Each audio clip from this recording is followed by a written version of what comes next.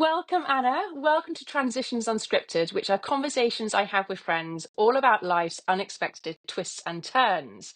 Now, this is going to sound really strange, but it is so lovely to see your face. And I say that because I was working out the other day, we probably haven't seen each other for about 20 years, if not a little bit more. I think we've known each other for nearly 25, Is that but how long? Oh, that's yeah, how it long. would be. And it's but we haven't seen each other for maybe, yeah, I want to say kind of between 15 and 20 when I was back in London. Yeah, Exactly that. And the reason being, yes, you have worked and you're now living abroad, and I very much stayed in the UK. And I think we did see each other when we were living in London and would go out and have kind of drinking sessions. And I always remember it being sunny in London as well. I remember sitting in the park and drinking. But since then, life has just taken completely different paths for us. So it is so lovely to see you. yeah, It it's so, really is. so nice and so unexpected to be sitting here talking to you about this. I know, exactly. Well, we've stayed in touch, which is so lovely. And you got in touch with me, I want to say about a year ago to 18 months when you ran to tell me about your young onset Parkinson's disease. Was it that long ago? Um, it was actually 2 years ago. Years ago. So you ran to tell me, and that's what we're going to be talking about today. That's so funny. It's I don't remember that. Well, it's amazing how quickly time goes. So, yeah, we're going to be talking about your young onset Parkinson's, and I think trying to open up the conversation a little bit, talking about chronic illness in general. Yeah. I'm going to throw the question out there to you first. What is a young onset Parkinson's, and what were your symptoms, and how long was it for it to be diagnosed? So young onset Parkinson's is Parkinson's disease diagnosed in those people under the age of 50. So obviously it's normally a disease you'd associate with people in their 70s or 80s. Parkinson's disease is a progressive neurological disorder, and it's caused by the degeneration of dopamine producing neurons in the brain. So dopamine, as we know, is this chemical messenger responsible for regulating mood and movement and other bodily functions. And so as your levels decrease, a variety of motor and non-motor symptoms appear. So it is quite rare. When I say rare, in the sense that to have it so young, so to young onset Parkinson's accounts for about 5 or 10% of all cases. So it's relatively rare, but it's not unheard of. Let's say. I And think so, yeah, sorry. So when you were diagnosed with it, then did it take long for it to be diagnosed, or were they trying to attribute your conditions and your symptoms to other illnesses? no. I mean, I think my path to diagnosis was relatively straightforward. It wasn't long and drawn out. My first symptoms were definitely easy to dismiss at the time. So I had perhaps in the run up to being diagnosed, maybe a couple of years when I actually look back, stiffness in my body, tremor in my hand, but every little symptom, I never really connected them together, and I never really went into detail, analysed to a great extent, because they were all things that I sort of just brushed off. You chalk up to stress, or you chalk up to sleeping in a bad position, or drinking too much coffee, and also you're young, so you don't immediately think, "Oh, there's something wrong with me." Over time, I started to notice more things that just didn't seem right, like I was having trouble writing, and I thought, "Oh no, it's because my hand's cold," or like there was always you could always rationalize the symptom, but it got to a point where there were just too many things all at once. Um, and I had to I had to sort of seek medical advice. I was never in denial. I'm not the sort of person to bury my head in the sand and think, "Oh, there's nothing wrong with me." I swiftly sought medical advice. And the other thing was, I think I was lucky, because I think when you hear about people's paths to diagnosis of whether it's a chronic illness or something else, often it can take a long time to discover what's wrong. I think as well, you always think, "Oh, I'm too young, or my body's going to bounce back," but I decided it was important to go and find out. I initially went to see 2 or 3 neurologists in Mexico City, where I live. In fact, it was my husband who said, "You need to go and see a neurologist." And I was like, "Why do I need to go and see a neurologist? What's this all about?" But he was determined that that's what I had. Like, there was definitely something wrong with me, and I needed to go and see a neurologist. So I was like, "Okay, fine." So I went and picked any neurologist, because I thought, well, it doesn't matter, because they're going to tell me there's nothing wrong with me. And I unluckily picked a neurologist with like a terrible bedside manner. Had a pretty terrible experience at the beginning. But In sorry, can I stop you there? In what way was he rude? Was he blunt, dismissive? What was he like? it was because Parkinson's is diagnosed in different ways. But if anyone who's gone through any kind of neurological study will know that there are certain tests. There's like the finger tap, and you're also walk down the corridor, and they observe you, and they can say straight away, this is what's wrong, because if there are certain like hallmark sort of postural indications, or the way that, for example, when I walk, my arm doesn't swing. My right arm doesn't swing when I walk, and I hadn't noticed, but it doesn't swing at all. Um, and it was just, And he picked up on that when you walked into the room. yeah, basically straight away. So it was a woman actually. She knew Oh, straight away. sorry. But the way in which she delivered the information was, don't worry, you've got Parkinson's disease. It's not that common, but you can have brain surgery. And then she started showing me pictures of older people of, of symptoms and how it's going to progress. And I was just like, it was New Year's Eve. And it was just like the worst time to be imagining like having this kind of diagnosis, but not somebody who had any kind of empathy. Oh my Um, she was just very, she was just, I got the impression she was just very delighted to have like found the diagnosis, and she felt really pleased with herself that she diagnosed me. But so I came away from thinking, okay, fine, this is what she thinks I have. I think at that point, by the time you go and seek medical advice for something, you kind of know you've done enough research in your own, like you go on Google and you say like, here are my symptoms. And I knew deep down when she told me it was a shock, but I'd already sort of diagnosed myself at that point. Oh, interesting. So, okay, I just want to stop there because I was going to ask what were those initial few weeks and possibly months like, knowing that this is what you had? Did you had an inkling already, as you said? So was it a shock? Yeah, I think it was still a shock, because basically what that was that I took myself off to the Mayo Clinic in Arizona because I just wanted a different opinion, and I wanted, it was also helpful to go and to have the analysis done in English and speak to a different neurologist, and Yeah. I just felt more confident doing that. So that's what I did. I spent 2 separate weeks in Arizona, and I went through thorough evaluations, and I received a clear, very black and white diagnosis, which was they do a DAT scan, which is how they diagnose Parkinson's. It's a radioactive substance they put in your brain, and they can see an image of your brain, and they can compare the left to the right, but I could physically see that the left side of my brain looks different to the right. So it Right. was needed at that point. I needed that kind of clarity. So obviously the first sort of experience I had with a neurologist wasn't ideal, but it wasn't long and drawn out. It wasn't a kind of period of not knowing what I had, wondering, because in these situations we often tend to think the worst, and we start to imagine all these worst case scenarios. So it was quite good that I wasn't waiting and waiting. It wasn't months and months or years and years of not knowing what was wrong with me, which I think is quite common, particularly when something is diagnosed in someone so young, which is not kind of very common.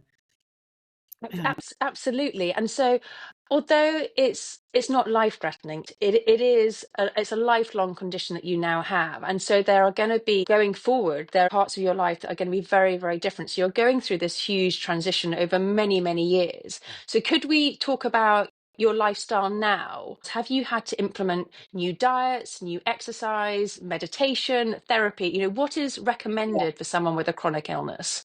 So going back a few years, I mean, I was in good physical health. I just turned 40. I was happily married, young family. And life felt great. Life felt probably a little bit more linear, but extremely happy. And if you'd asked me back then, I would have probably struggled to tell you anything that I would have changed about my life. So I was building a business. I was about to launch another one. I still am renovating a hacienda to build a hotel, like all these projects. Life was at full speed, and navigating life with the confidence that my body would always support me, and that's something we take for granted. But otherwise, I was like physically, mentally, and emotionally, pretty balanced, healthy, active, but not paying like an excessive amount of attention to diet and exercise. Um, so obviously, for me, I think the biggest change has been physically, and to struggle with certain limitations. Parkinson's has chosen to start on the right side of my body. Now, So it's something it can start anywhere, can it, though, depending on the exactly. patient? Okay. It starts on one side of the body and it generally passes to the other. So that's how it generally progresses, although you have no indication of timescale or anything like that. So some Mhm. days my movements are relatively fluid and natural, and other days they're stiff and deliberate. So doing normal, very normal things like feels like an uphill struggle. So, for example, now I really struggle to write and or type, and most of my friends who know me well will are very understanding of me sending long voice notes and instead of text messages and things like that. But yeah, otherwise, I have tremors, muscle weakness, like poor dexterity and fine motor skills. I move very slowly. Like my right hand side moves slower than my left, so I feel like I'm sort of out of balance all the time. My kids find it very funny that like my right doesn't move quick. Like I can't gesticulate with my right hand. I can't reach out for things with my right hand. My left has taken over, and it's remarkable that I was very right-handed before, but now I do everything with my left. And although it's not my strong hand, technically, I'm learning to adapt a bit and use it more. Would physio help? What do they recommend in terms of exercise that you can do? So yeah, obviously, diet and exercise are really important. There are key factors, lifestyle factors that can really help. So I do physiotherapy regularly. But obviously, the things that really matter are things like diet and good sleep. So diet's hugely important. I still love to eat meat, but I've definitely shifted to more of a plant-based diet, emphasizing more anti-inflammatory neuroprotective foods.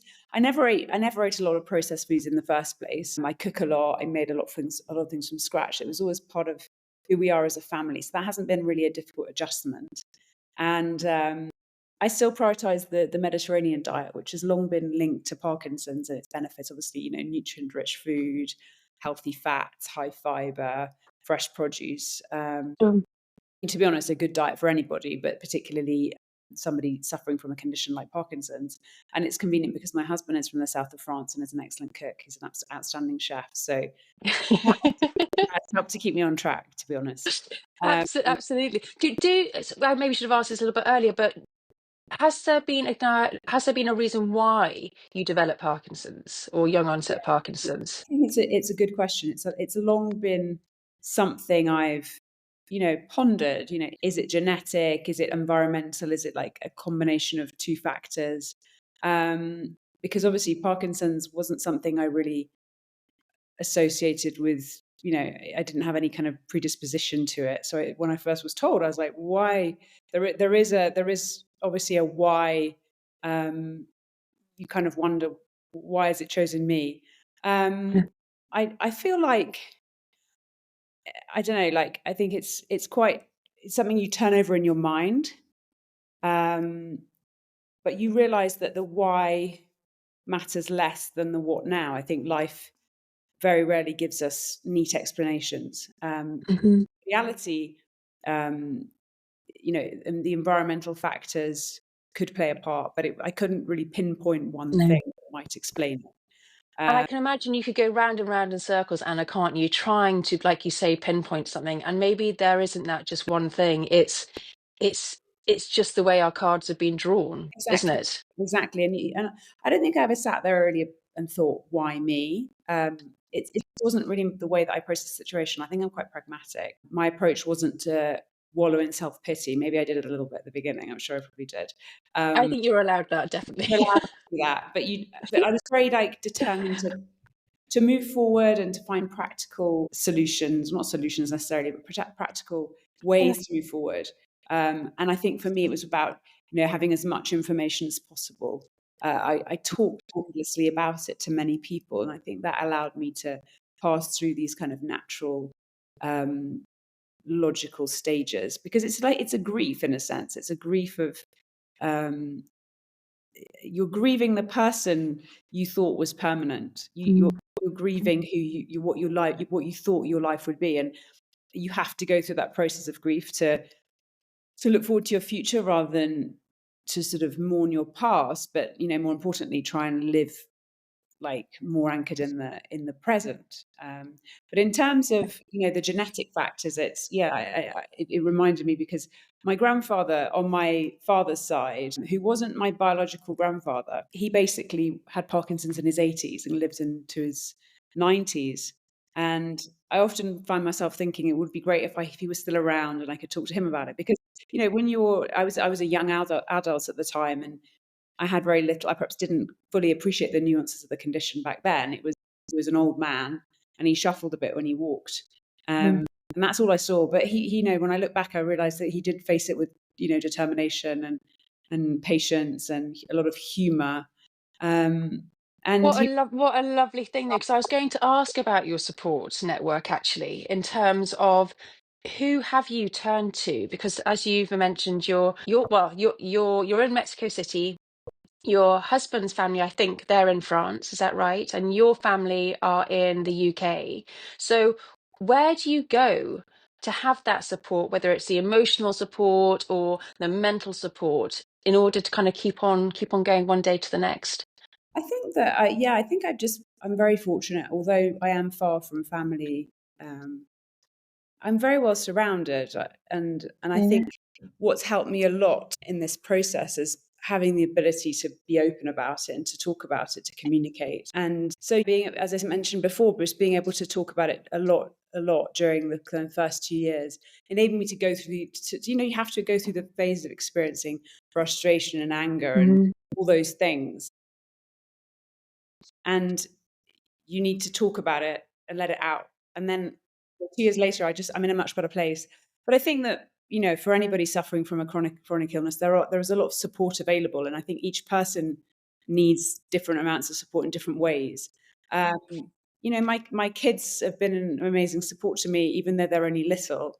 My Yeah. stepchildren as well, who are a bit older. But my kids have dealt with it in, a very compassionate way.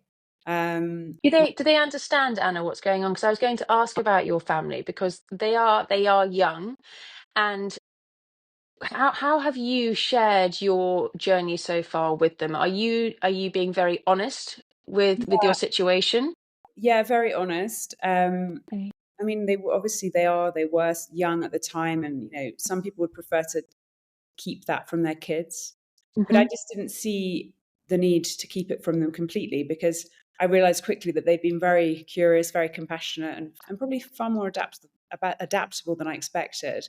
I think my Yeah. little boy, who's 5, he's probably struggled with it more inside, because I think he's found he's presented a few behavioral issues, which are probably par for the course for his age anyway. But unraveling it is probably a power struggle caused by his own 5-year-old perception of my weakness or my perceived weakness or limitations.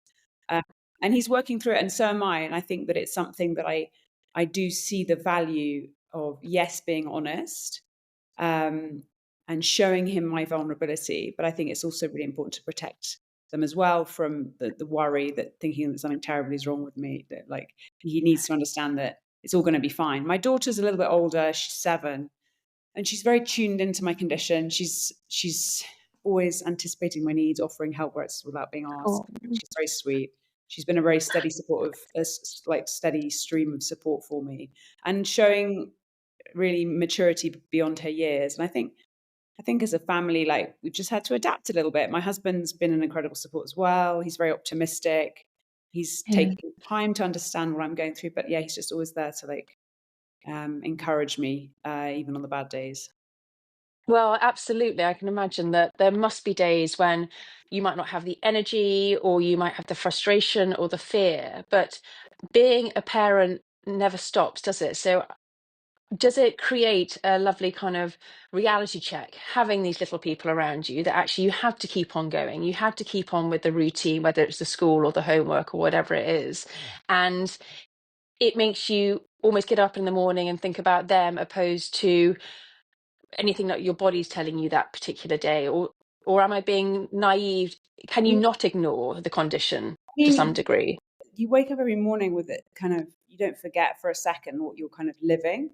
But I think the context of young onset Parkinson's is quite particular, because, yeah, you're grappling with questions that most people don't ask themselves until 30 years down the line, until much later. So you're basically in the middle of trying to manage a career, raise a family, chase your own personal goals or ambitions, and you're faced with that at once. So in a way, it's I see both sides. It's obviously challenging, but it's also, you're more perhaps physically energetic than you would be. You're not contending with other health battles in parallel Yeah. if you were, Yeah. versus if you were kind of in your 70s or 80s. So yeah, it's not easy, and I think but it's a renegotiation with your relationship with time, and ambition, and the body that you thought you knew. It's all about adaptability.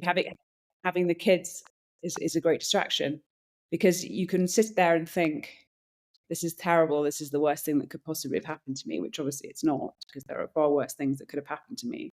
um, but you also have to stop and look around constantly of like what you have, which is like a great life. Like, I've got nothing else to worry about. If I can be completely honest, I have a wonderful life, and this is a little obstacle that I'm going to have to continue to adapt to. Um, but I've seen, I've taken the view that it's a challenge rather than a curse. I think So that's most amazing mindset, Anna. And I think many people will be listening, being like, wow, if they were presented with what you've been going through the past 2 or 3 years, they might have a very different outlook. So I think what you're sharing now is phenomenal. And it's a real inspiration to know, like you say, it's a challenge and life is full of challenges. yeah, And it's how you can work around those and with other people to get through them. exactly. And I think, you have to consider that your fate can always be a lot worse. Like, Parkinson's isn't going to end my life. It will manifest as a multitude of challenges. But I think Hmm. it's allowed me to embrace this concept of vulnerability. I think when you have a condition or a limitation that gives you a sense of physical vulnerability, which it definitely does. I feel vulnerable physically because I don't react in the same way to things. I'm not as quick as I used to be. I don't have the same physical abilities. Is But that you're Sorry, is that frustrating? Does that irritate you because you're not what you were really before? frustrating. It's really frustrating, and it's usually the little things that frustrate you. Like, obviously writing is just annoying because I used to love to write. If I want to kind of express myself, you know, by by word, it's like it's dictation, and it's so clunky and so awkward, it's so annoying. But little things really get me, like not being able to write my kids a birthday card when it comes around. Birthdays come around every year. I just want to Mm. write like a few words. All I can manage is like my name and a scribble.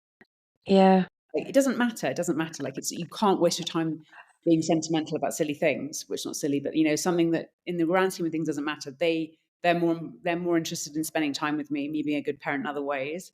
But yeah, little things get of you. course, of But I course. think the topic of vulnerability, when you feel vulnerable physically, you're forced to enter into the idea of this concept of emotional vulnerability. And I think on the surface, vulnerability for most people is about uncertainty and risk and emotional exposure.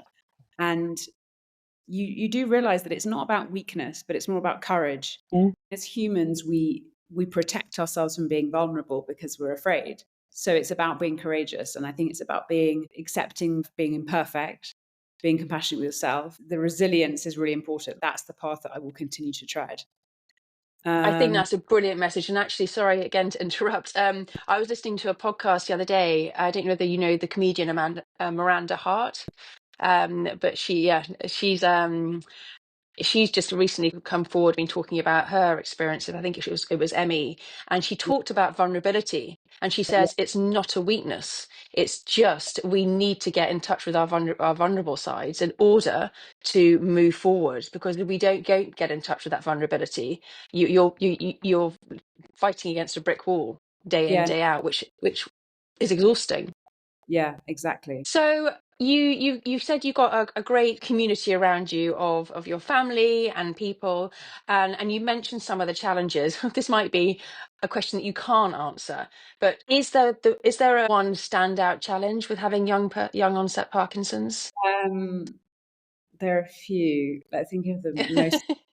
I think one of the biggest challenges, I think the thing is about a chronic illness generally, it's something that's invisible to others. So it's also this kind of Yeah. internal battle. For the time being, Parkinson's, let's say, I don't think it's invisible to others, but most people would say they wouldn't notice I have it. But like, I Yeah. don't feel that way necessarily, because obviously it does present itself as physical symptoms, and I am physically like, I feel I move differently, whatever. But people say they don't notice it about me. But I think then one of the biggest challenges is just feeling uncomfortable all the time. Like, imagine the most comfortable position you can imagine yourself in, like in front of the television watching your Mm. favorite show, like on the sofa or in your most comfortable bed. Wherever I am, I'm not comfortable. Like, I'm constantly moving, trying to be comfortable, and I just never find this level of comfort, and that's quite exhausting. So this feeling comfortable, that's one thing. Um, Perhaps like like just this feeling of, if I were, I don't know why, but for maybe it's like, I think my husband's always telling me that I worry too much, which I probably do. But for example, in like a crisis, I feel like I wouldn't be able to respond quickly to help somebody else. And maybe, Physically. yeah, like in a fight or flight moment, like I go to, Okay. because my body just doesn't react in the way that it used to. And it might not, it might be also because we live in like an earthquake zone, and it was just like 2 nights ago at 2 in the morning, like I heard the earthquake alarm, and it was like, just like, I think it makes anyone panic, but it just the fact that I just don't feel as capable as before of protecting my kids, or reacting quickly enough to something. So that's something that I often think about. But I think the main challenge for me is just this unpredictability. I can do all the things right on one day and feel good, and then do all the things again and not, and for no apparent reason just feel rubbish. And I think that's really hard because it just frustrates this unpredictability. But it is also an invitation to let go of rigid plans and embrace flexibility and say, well, it doesn't matter. Like, you can't put so many expectations on yourself. There'll always be difficult days. Um, Exactly that, and that is part of being human as well, isn't it? In the fact that one day we could be doing everything exactly the same, but it could turn out very differently. I'm obviously not taking on board, having a diagnosis, but you're right in saying we need to let go yeah, sometimes to that control. yeah, and stay positive by, you know, having a laugh or focusing on what you can control. And I So think that's the thing, on that question. What do you do to relax and enjoy yourself? And if someone is listening to this and they're wanting a bit of advice and they're going through similar kind of symptoms to you, and they've got the pain and the frustration, what do you do to switch off if you can switch off? um, that's a good question, because yeah, there will always be difficult days. Like yesterday for Yeah. me was just a difficult day, and I couldn't really explain why. I think I was just tired. I have a very busy life, and actually, it's a constant balance of being busy but not being too busy, because stress obviously affects enormously the symptoms. So trying to be busy, I have my own business, and I think with work, I've learned to pace myself and prioritize, and not have to prove my worth through sheer productivity. But I'm very fortunate because I have a great team and I have a lot of support around me, so I can pace myself and do things at my own pace. So work has been in a way like a lifeline for me, because my business is thriving. I'm busy. I have a real structure to my week. And exercise has become, I guess it's been really transformative for me. It was like, it wasn't that I didn't exercise at all before, but I didn't place so much emphasis on it. So I've been doing a lot of yoga, and yoga is something I've discovered in a big way in the past year and a half. I'd done a bit in the past, but now it's part of my life. It's like three Eh, or four times a week. So Fantastic. for my body, my physical kind of rigidity, so it helps with flexibility, strength, balance, all those things. Um, but it really provides this kind of much needed sense of calm when anyone who has Hmm. young children will feel the same. Like, I think it's just really helped. It's just really helped me, and I really miss it when I don't do it. So yoga is really important for me. It's also a confidence, trying to make my body as capable as it can be in the future to protect me, because that's what I feel I'll need. So it's like talking about this sort of toolkit of things that give you the feeling that you are doing as much as Hmm. possible to Hmm. maintain your body as strong as it can be to face whatever comes next. So, but I feel I've got over the past 2 years, I've managed to get a really good balance of um, all the other things that are all the lifestyle factors, getting those things in order. Um, and for the time being, I'm not taking any medication. So Okay, and is that your choice, or is that actually what you discussed with your professional healthcare team? Well, it's been quite a personal decision because I think, the medications that exist for Parkinson's are medications that mask the symptoms. It's an incurable illness as of now. So they mask the symptoms, they don't slow the progression. Um, so choosing to live medication free is a very personal decision. And I think probably a decision that some people can't understand because they're thinking, why on earth wouldn't you try and make your life easier? But I think I've just come to realize that for now, it's rooted in this desire to truly sort of engage with a condition. It's going to be something that's with me forever, regardless of whether I master the symptoms. So it's this, um, you know, it's a curiosity, I guess, I have about this sort of the adaptation. We live in this culture that's focused or prioritizes a lot, like the suppression of discomfort. So I find quite a lot of value in exploring what happens when you don't immediately silence the symptoms.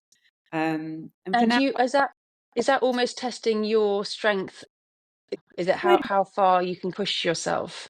it's kind of like, yeah, it's wanting to kind of feel the condition and understand and Hmm. coexist with it in a way. Yeah. I think I've also considered the trajectory of the disease. It's a progressive condition. It's going to Hmm. get probably is going to get worse. I say probably because I don't know for sure, but it's a progressive condition. The So symptoms have they told you how that's going to look over the next 5, 10, 15 years? they don't really know. Like, and I think that there's when I say they don't really know, that all you can do is look to other people as examples. But it's not a one size fits all kind of Hmm. condition. There are so many symptoms that people experience. There are the common ones like the slowness of movement, the rigidity, the tremors. Um, I have, for example, also brain fog, memory loss. I actually thought for a long time it was because I had baby brain, and then I realized my Mm. son was 5 years old. I was like, it can't be baby brain. It's not particularly. It's not that severe at this point. The other thing is I operate in three languages. We're a multilingual family. We speak English, French, and Spanish. I can't even say it. And so I spend my day switching between languages. And I used to Which is think exhausting in itself. I thought maybe it's that. But then I realized I was trying to construct a sentence in any language, and I couldn't find the piece of vocabulary I was looking, and I couldn't think of the word in any of the three languages. Like, there's something not right. So there are some people are affected more kind of Mm. cognitively, but cognitive decline, it tends to happen when you're a lot older. Like, it's pretty mild in my case. But I have sort of issues with my senses, interference with my hearing, my vision, my sense of smell. I mean, the list is endless. I kind of experience a new symptom, or I think, well, I'm ready for the next one. Like, you have to be kind of quite agile and quite adaptable.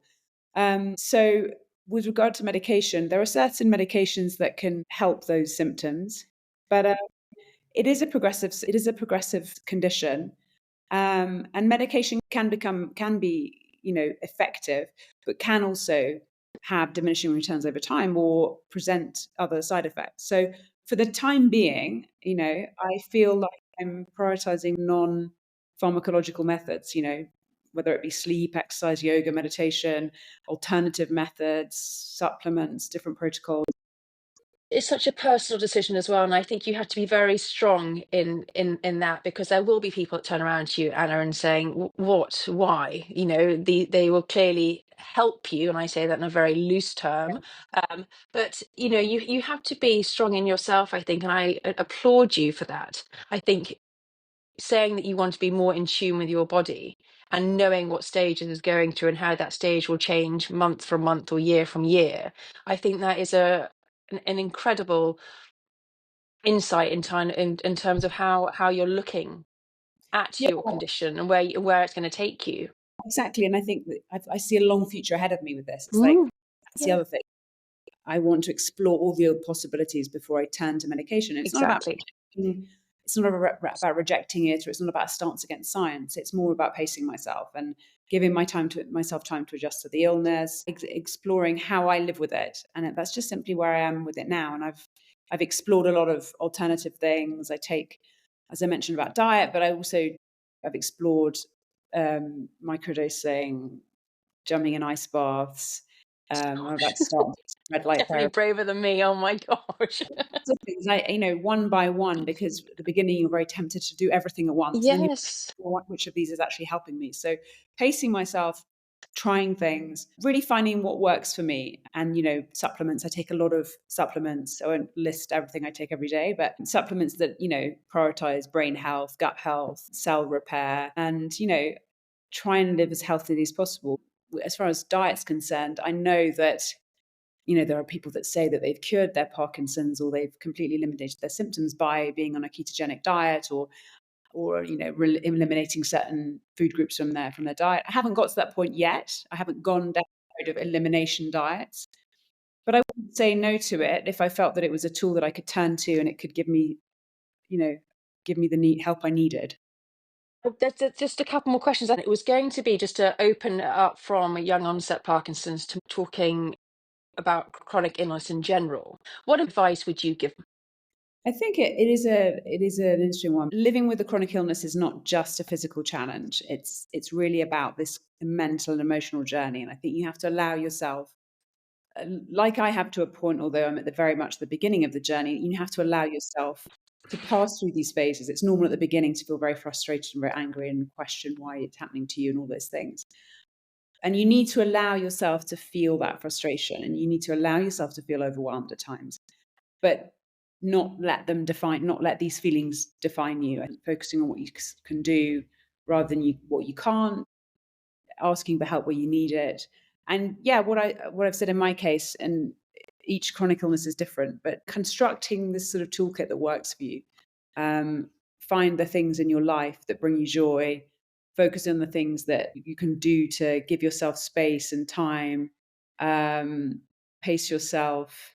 Listen to what resonates with you. But it is difficult because there's a lot of information out there, and I think where possible, avoid avoid googling everything because that It's you'll hard. Google everything at the beginning and you'll always see the worst case scenario. You'll always imagine the worst of the worst. So take your time and find what works for you. And also, depending on where you live, there are resources out there. Depending on how you wish to um, approach it. Some people want to be part of a support group or talk to other people. But I personally have found value in being able to share what I'm experiencing. I feel a different person to what I felt 2 years ago. Um, I feel very supported. I feel very much in control of it, and to a point, I think I've really accepted what's happening to me. I think the challenge with something like Parkinson's is because it is progressive, like many chronic illnesses. Like I don't know what's around the corner. I don't know how it's going to. I don't know how it's going to progress, but I feel if I feel kind of cautious optimism for the future. Amazing. It's important to have the tools to navigate whatever comes your way. Exactly, and going back to what you just said, that takes time, doesn't it? And that takes experience and to some degree some kind of experimentation, whether that's through diet or exercise or support groups, whatever it might be. You have to put yourself out there to know what you enjoy and what you need, isn't it? Exactly. You can't predict what the future holds, but you can certainly try and approach it with an open mind. Um, And and what then I about, sorry, and so but what about if we switch it over to those people who know someone with a chronic illness? Are there things that you've experienced, whether whether it's your husband or friends, or even support groups that you might have gone to, do's and don'ts? How can people support someone they know who could be suffering? I think for either party involved, whether it's the person, the patient or the carer, if you put it in those terms, or the immediate family or whatever, it requires this balance of empathy and communication because it's not easy for either party. I think the immediate family members, or those helping to offer support for someone Mhm. experiencing illness. I think it's really helpful to be really informed about the condition. I found that, really useful when people I know, whether it be my immediate family or my friends, like have a knowledge about it, have taken the time to understand that means a lot. So being informed about the condition, being able to communicate openly, and also just listening, because sometimes it's more about the practical help or just being there. When you have something that's incurable, it's not actually that helpful to always have for someone else to be trying to fix it all the time, because actually Yeah, sometimes some things can't be fixed, and exactly. actually what's better is just having like a general support rather than always being in search of a solution. But I think on the other side, there are, the needs of the other person are not to be overlooked either. It's actually extremely tough and very stressful bearing the burden of somebody else's condition, because you're bearing the burden of all those things. As I mentioned, the unpredictability of never knowing whether that person is going to feel good one day or to the next. So I think it's really about working as a team, about mutual respect, and communicating. Yes, that's fantastic, and you're so right. It's although it is the patient going through this day to day, you have to be aware of the people around you as well. It's been a real eye opener for me. I was always somebody who loved to do things very quickly. Um, and the tables have turned for me because I found myself, for example, I'll be in a shop and I'll be trying to pay for something. And the person there will be saying, right, that's however much it is. And it'll take me an infinite amount of time to find the money in my purse, because I can't do it with my right hand. So I'll just be like scrabbling around with my left hand, trying to put my card in, but just like super awkward, like super slow. And I'll feel this wave, maybe it's in my mind, but I don't think it is, like this kind of impatience of people behind me thinking like, what's this person doing? Like, why is she so slow? Why is she taking so much time?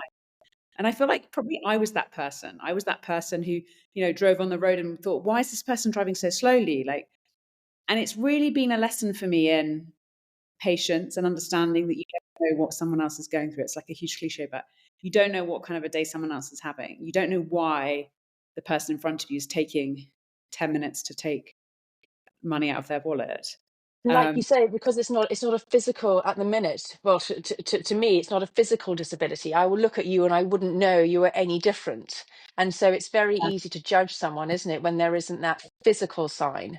so it's been that kind of that lesson for me in patience, and realizing that, what difference does 30 seconds to your day? Because actually, Yeah, generosity or kindness to somebody else, typically you would do it with somebody older because you think, oh, that person is going to naturally be slower, but actually you have no idea of yeah, what kind of situation anybody's in if they're suffering from an invisible chronic illness, and just showing completely. kind of patience costs nothing. And so that's Yeah. been a lesson to me because, yeah, I was that impatient person before, I think. I think I am that impatient person, and what you've just said to me now will make me realize and much more aware that you are so right. We don't know what's going Yeah, on with the I do next it. I sit person. there and I think I'm going as quick as I can, and as quick as I can, Yeah, quick enough for the person who's waiting behind me to pay for whatever exactly, they're buying. exactly. That's been a lesson. That's been a real lesson for me. I think for anybody listening to this, going through any kind of transition regarding health, and particularly a chronic illness that they're going to have to adapt to and learn to live with, it's really, you have to give yourself time. And I look back now and think I'm in a totally different place to where I was 2 years ago, and all those things have helped me. And I see it as this, in a weird way, like an adventure. I feel like it's brought many things to my life, and it will continue to bring many things to my life, along with frustrations, perhaps some negative things, but a lot of positives as well. And it's a That's trans, amazing. yeah, It's amazing, Anna. I want to finish up with my last question, if that's okay. yeah. And that is, if you could go back to your younger self and tell them that in their early 40s they would develop young onset Parkinson's, what would you say to them? Goodness. Well, I think even when I hear that question, I feel shocked. It still shocks me. Mm. Because Such of the age, or because of the condition? it's huge. It's an illness, a condition you associate so much with older people, and particularly because I had my own personal experience of experiencing it with my grandfather. So I'd still be shocked. It still shocks me to hear it. Mm. I'd probably tell her, the young Anna, that, your life's going to take a turn you didn't expect. But don't worry, it's not the end. It's going to be a Mm. transformation for you. You're going to learn to slow down for a start, which I probably needed to do. You're going to learn to observe, to appreciate small things, to adapt. Um, and most importantly, like, you're going to construct this identity around it rather than letting it define you. And that will take time, and there That's will be amazing. uncertainty, but you're going to be fine. And you're going to be Oh just, my gosh. I think that's amazing. I love that. And I think that's all stuff that we can take on board without a doubt. It has been such a joy talking to you. And I can't believe that you're all the way over in Mexico City and I'm here in Yorkshire. And I really hope it's not another 15 years before I see you in person, because that would just be too sad to think about. I saw you last week. It's really crazy, but yeah, It's funny. mad. It's mad, isn't it? But thank you so much for sharing your journey of these last 2 years. And your positivity is incredible and it's contagious. It's about an attitude that you have Yeah. and about, you know, how you move forward. And obviously there are days when I don't always apply all those rules, but that's the way I'm trying to live. And at the moment it's working for me, and it's the moment I feel positive for the future, and that's all I feel I can do. I will speak to you very soon. And thank you so much and take care. Take care. Bye.